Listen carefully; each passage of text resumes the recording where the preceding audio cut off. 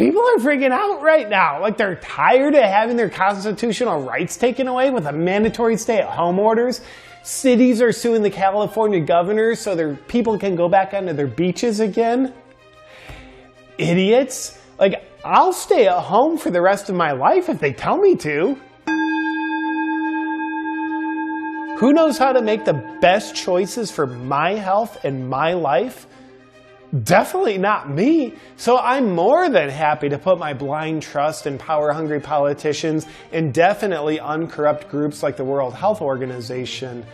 I think they know what's best for me because, like, they know me better than I know me. The last thing you want is people to have the freedom to make their own choices and then experience the consequences of their choices. I think free will is a little bit of a sin. I don't think we should have it in the first place. Like, you wouldn't give a razor blade to a 3-year-old because it wouldn't be in their best interest. So you shouldn't give freedom to people either. All these Americans that want their freedoms are just ungrateful. I say, if you don't like how things are going and you just want your freedom, then why don't you move to a free country like North Korea or Venezuela, you freaking heathens? Oh, I 100% buy into the narrative they tell me. I think it's ludicrous some people don't 100% believe the narrative like it's the absolute truth. Why wouldn't you? Think about it.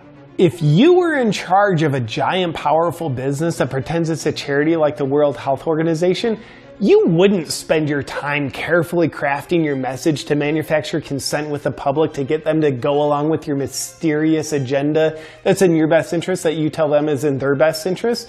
You'd probably just get up to the podium and have a spontaneous conversation and see what comes out of your mouth while you're riffing. I think that's what they're doing. That's why when Trump gets up there and talks about things like injecting Lysol, it seems so out of the ordinary because he spends months carefully crafting his message.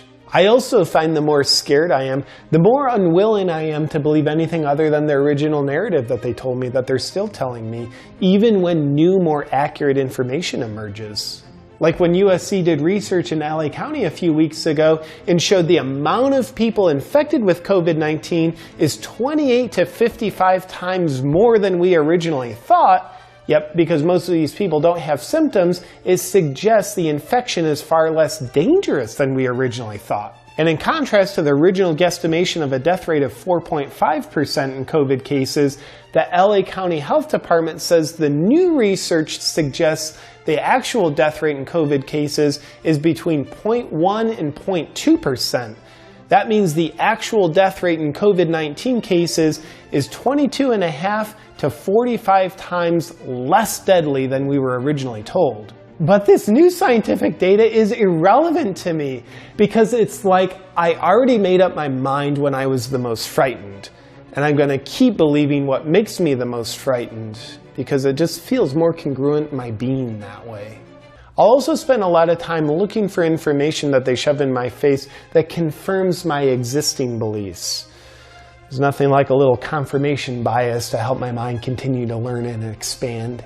I'm also really good at believing the COVID death count, as anyone who is diagnosed with COVID-19 and then dies, irregardless of what they die from, pre-existing condition or otherwise, their death is labeled a COVID death.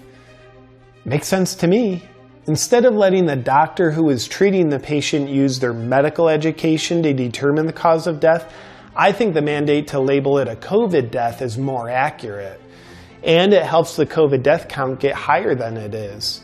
And the higher it is, the more scared I am. And the more scared I am, the more obedient I am.